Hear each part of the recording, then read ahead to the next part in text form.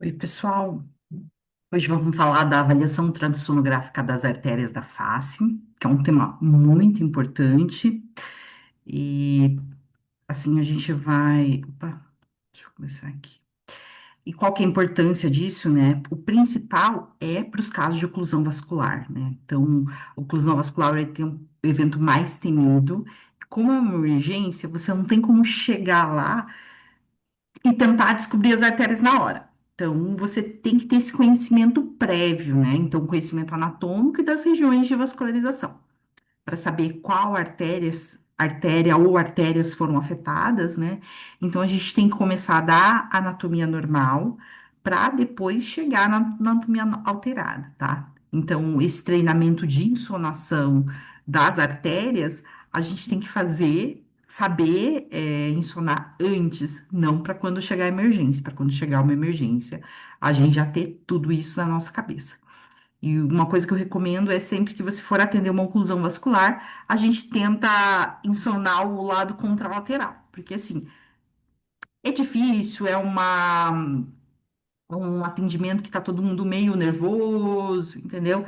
Então, até você também pegar, você não sabe se o teu aparelho, o preset tá bom, então sempre o evento é, por exemplo, aqui do lado direito, então começa do lado esquerdo para ver o padrão, para ver se você consegue localizar as artérias, regular o Doppler, para depois chegar no lado afetado.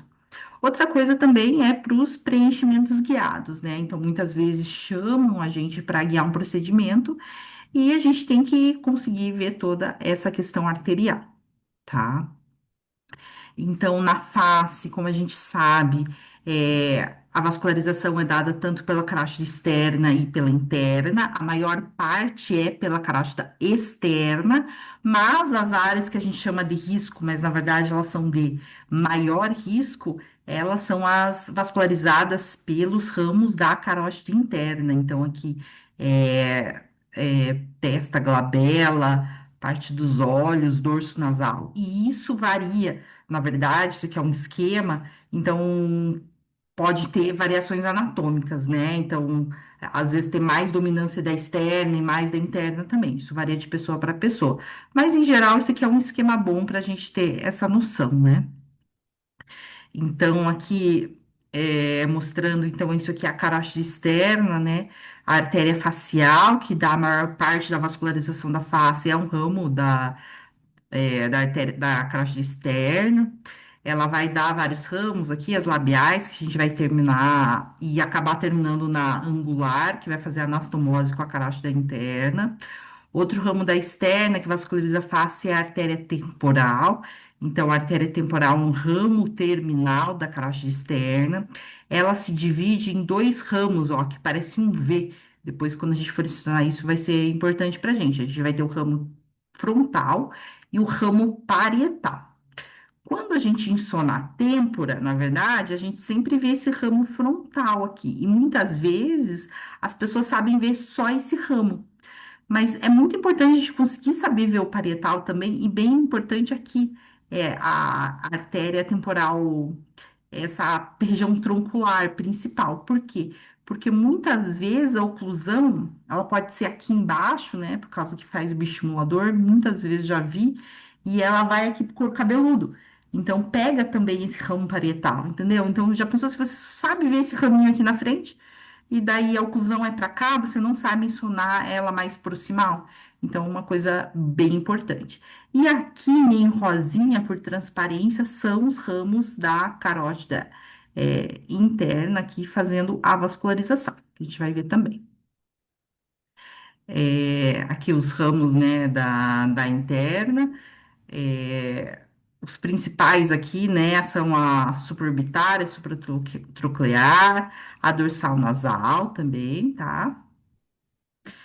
Mostrando aqui para a gente, uma das coisas quando a gente vai estudar vascularização é que a gente vai ter que saber olhar os forames, né? Porque nos forames a gente vai ter, né, as artérias, a supraorbital, a infraorbital e o mentoniano. Lembrar que elas estão como se fosse numa linha aqui, pensando numa linha médio-pupilar, a gente consegue achar. Então, saber ensonar, conseguir ver esses forames e as artérias correspondentes é uma parte do nosso exame vascular. Agora, passando aqui para a artéria temporal superficial, então o exame dela eu acho bem interessante, porque como eu faço Doppler vascular, é uma artéria que eu já ensonava, né? A única artéria que eu já ensonava. Então, o que que eu faço? Pego aqui, ó, a gente tem o tragus aqui na frente da orelha, eu coloco o transdutor, ó, aqui, isso aqui em verde é a posição do transdutor, vou imaginar que é o transdutor. Eu coloco bem na frente do tragus, bem aqui na frente da orelha. A gente vai ver uma artéria aqui, como se fosse saindo, entendeu? Que é isso aqui, que a gente vai ver uma artéria no corte longitudinal. Ó. Então, eu já vou ver aqui a temporal superficial do seu ramo troncular principal. Daí, o que eu vou fazer? Eu vou girar o transdutor, ó, perpendicular à artéria e vou ver ela como uma bolinha, tá? O que que eu vou fazer então? Daí, a partir daqui, eu vou subindo o transdutor. Vou subindo até eu visualizar que essa uma bolinha ela vira duas bolinhas, que vai ser, nesse caso, essa separação, né? Do ramo frontal e o ramo parietal. Isso aqui é importante porque se você precisar seguir o ramo parietal, você, só seguir a bolinha do ramo parietal, daí você vai em direção ao couro cabeludo. Então, você sabe o que é o parietal. Ou, se você quiser, que é o mais comum, seguir o ramo frontal, você vai seguir no ramo frontal. E você vai ver que ele tem esse trajeto, na maioria das vezes, bem paralelo com a linha do cabelo, tá? Tem pacientes que têm ele mais para frente também, que ele fica bem nessa têmpora aqui, bem onde você quer preencher. Ou pode estar aqui, mas assim, vamos tomar como referência essa linha do cabelo. Então, você vai seguindo ela, tá? Eu circulei aqui porque é o ramo de maior interesse pra gente. Então, daí você vem seguindo aqui na região temporal. Geralmente, ó, então assim, isso aqui é a pele, né? Isso aqui é a musculatura. Isso aqui, ó, a gente praticamente não tem subcutâneo aqui. E geralmente, quando você vai seguir uma artéria temporal superficial, você vai guiar um procedimento, é um paciente ou uma paciente que não tem subcutâneo aqui. Então, isso é bem normal, né? Ela tá quase aqui na pele. E daí você pode ensonar ela no longitudinal, fazer Doppler espectral, tá? Nesse ramo frontal da temporal superficial. Outro ramo de interesse na região temporal é a artéria temporal profunda, tá? Então, o que a gente estava falando até agora, ó, um transdutor aqui, né, na nossa têmpora anatômica aqui, né, têmpora de interesse para cosmiatria, se a gente fizer aquela imagem com toda a profundidade para ver as camadas, tal, a gente vai ver que o ramo frontal da artéria temporal superficial, que eu mostrei até agora, é isso aqui. Mas a gente também tem a artéria temporal profunda. O preenchimento da região temporal, então a gente pode ter subcutâneo, a gente tem várias camadas, né? Pode ser interfacial ou pode ser supraperiosteal. Então, se for subcutâneo, então a gente vai prestar atenção naquele ramo frontal, tá tudo ok. E a maior parte dos preenchimentos é assim. Porém, se o injetor quiser fazer num plano supraperiosteal, a artéria que você vai ter que insonar é a artéria temporal profunda, tá? Então, e nesse corte aqui, como eu sempre gosto de colocar aqui, como se fosse o transdutor paralelo com a cauda da sobrancelha, na região da têmpora anatômica, cosmiátrica aqui de preenchimento, nesse corte, a artéria temporal superficial aparece com uma bolinha e a profunda, se você conseguir ver, ela vai aparecer num corte longitudinal, no maior eixo. Então, isso aqui é uma outra imagem também, mais cortada, mesma coisa, né? Então, quando eu pegar a artéria temporal superficial, ela vai ser com uma bolinha no corte transversal. A profunda, ela vai estar junto ao osso, embaixo do músculo, no corte longitudinal. Outro ramo, na verdade, um ramo da artéria temporal superficial é a artéria facial transversa, que faz essa vascularização aqui da região lateral da face, que também tem muita importância para a gente por causa do uso de bioestimulador, tá? Então, ele é um ramo aqui, ó. Então, o que que a gente tem que saber? É um ramo que vem da temporal superficial. O trajeto dela é como se fosse assim, paralelo e inferior ao arco zigomático. E de reparo anatômico, que a gente tem que ter, aqui a gente colocou até uma imagem, é a parote do masseter. Então, a gente vai chegar aqui, porque assim, é muito difícil, você não consegue ver ela saindo da temporal, porque isso é uma coisa que acontece na profundidade. O mais fácil é você ver ela emergindo entre a carote e o masseter, tá? Então, você pega o transdutor no corte, assim, um transversal, e busca essa transição aqui, ó, numa imagem que você tenha tanto a parótida, tanto o masseter, e a gente consegue localizar a artéria, tá? Bem, na verdade, depois com essa técnica fica mais fácil, assim, geralmente a gente consegue ver em quase todo mundo, tá? Agora aqui mostrando os ramos, né, da artéria facial. Então, a artéria facial, ela dá um ramo aqui, quando ela tá cervical, que vai ser a artéria submentoniana. Depois da artéria labial inferior, labial superior, né? Mostrei aqui, isso que eu vi o que fiz, que é uma artéria toda tortuosa. Dá um outro ramo que é aqui a nasal lateral. E o seu ramo terminal é a artéria angular.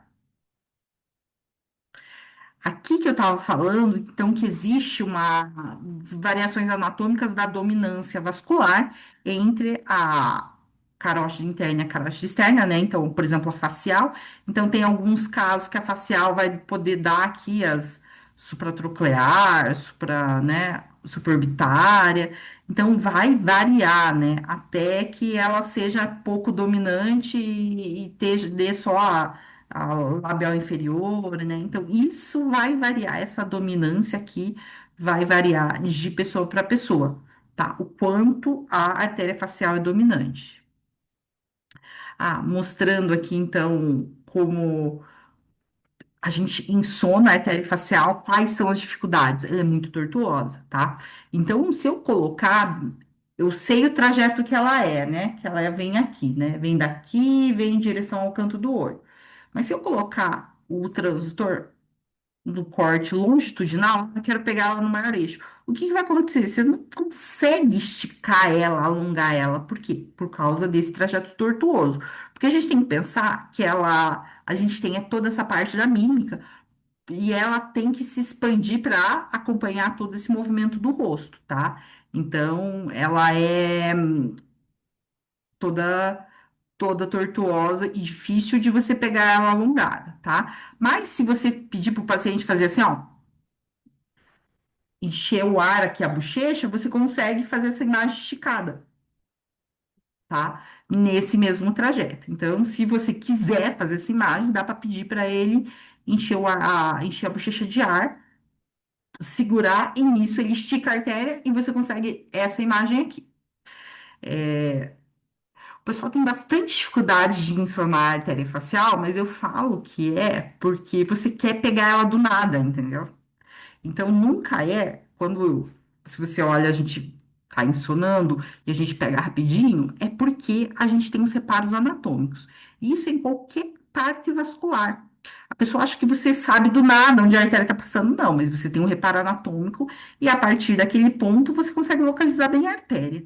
Então, o primeiro, eu tenho os pontos da artéria facial também, que elas são é mais fácil de eu identificar. Então, bem aqui, ó, na mandíbula, a gente tem um encostezinho aqui, né? Onde ela faz essa curva, então, que é palpável, às vezes a gente consegue palpar até o pulso dela. E então, o primeiro ponto é que na mandíbula, tá? É na frente aqui do masseter, você consegue ensinar ela bem facinho, né? Então, tem o masseter, a artéria facial, isso aqui é a cortical da mandíbula. O segundo ponto que eu acho fácil, então daqui eu já passo aqui para a lateralzinha da boca na região do modíolo. Então eu já coloco o transtor aqui no cantinho da boca e identifico o modíolo, que é essa estrutura ovalada aqui, que é aquela junção muscular, né, dos músculos da mímica. E geralmente a artéria facial, ela fica protegida no modíolo, nessa região. Ela fica ou posterior ou posterolateral aqui. Então, é bem fácil de identificar. Mas a gente tem variações anatômicas aqui da artéria, como às vezes você vê que a artéria é meio redundante nessa região, ou ela chega até a ficar subdérmica. E às vezes até a gente vê aqui uma bolinha palpável também, que é uma variação anatômica, tá? O próximo ponto que a gente gosta de mencionar é na região da fossa piriforme, tá? Então, eu faço a imagem da fossa piriforme aqui, paralelo aqui com a asa nasal, tem essa imagem da rampinha, e na fossa piriforme, nesse corte longitudinal, a artéria facial passa no meio da fossa piriforme. Então, eu consigo identificar ela aqui. Nesse caso aqui, a variação anatômica, e às vezes tem paciente que a artéria facial passa grudada na fossa piriforme. A fossa piriforme é um tipo, um lugar, local de preenchedor que geralmente se faz o preenchedor suprapericial, tá? Então, a variação anatômica é uma coisa que você não quer e que ela passe aqui grudada no osso, que é onde fica o preenchedor.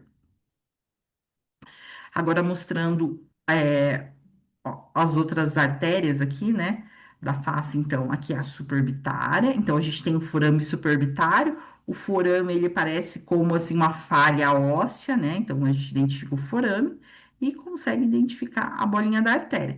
Lembrando que a suborbitária e a supratroquear são artérias com calibre menor, reduzido. Então, a gente tem que estar bem treinado, tá? Então, depois que eu geralmente faço isso. Acho a suborbitária, que tá no forame, e medial a ela já consigo ver a artéria supratroclear, tá? Ah, daí aqui mostrando que eu posso, daí, por exemplo, achei a supratroclear como uma bolinha, eu posso esticar ela e ir seguindo ela é, no seu trajeto aqui, né, perto da glabela, aqui na região frontal. A infraorbital também, né, eu consigo ver o forame e identificar a artéria, tá? Ah, e aqui, né, tem o forame infraorbital e a gente tem um outro foramezinho pequenininho aqui, ó, perto da órbita, que é o zigomático facial também, que muitas vezes a gente também consegue pegar a artéria zigomático facial aqui. Mostrando aqui a parte do nariz, então a vascularização a gente tem duas dorsais nasais, geralmente ramos da caixa interna, as nasais laterais, que geralmente são os ramos da artéria facial, tá? A gente tem essas artérias columelares, que a gente vê aqui na columela, e lembrar que o nariz, ele é uma grande anastomose, né? Então, a gente vê essas artérias principais aqui, mas é toda essa região aqui na ponta, tudo, a gente vê uma grande rede sem artéria dominante, mas é uma rede porque todas essas artérias fazem uma anastomose. Então, como variação anatômica, às vezes vai guiar uma rinomodelação, por exemplo, a gente está aqui na ponta do nariz e normalmente, né, você vê as duas cartilagens alares, né, ou laterais inferiores aqui, e geralmente não tem artéria cruzando, inclusive esse aqui é o ponto onde tem, geralmente quando colocam preenchedor, eles colocam entre as cartilagens aqui. Mas muitas vezes a gente surpreende, tá lá guiando a rinomodelação com uma variação anatômica que tem uma artéria zona passando aqui na ponta do nariz, tá? Agora mostrando então as artérias labiais, que é um outro ponto bem importante. Então, a gente gosta de fazer esse corte aqui sagital, né? Que mostra e mostrar na mesma imagem o lábio superior e o lábio inferior. Lembrando que assim, você faz o preenchimento labial para volumizar ou contorno, então o preenchidor geralmente, teoricamente, você vê em tudo, né? No meio do músculo, tudo. Mas pensar que assim, é sempre feito bem superficial, tá? Perto aqui da pele, tá? E normalmente as artérias, vamos pensar que as artérias estão protegidas na profundidade. Então, qual que é o perigo aqui? Quando a gente tem essas artérias principais mais superficiais. Então, a posição da artéria labial, né, mostrando que é uma labial inferior, ó. Então, o normal, ela está submucosa. Vamos pensar que ela está protegida lá com a gente. Mas pode ser intramuscular e o mais perigoso é ela ser subcutânea, porque o preenchedor, ele é superficial. Mas lembrando que geralmente, quando a gente vai insonar a artéria, você faz a varredura, por exemplo, geralmente ela não é só submucosa, ela é submucosa e tem alguns pontos que ela fica intramuscular.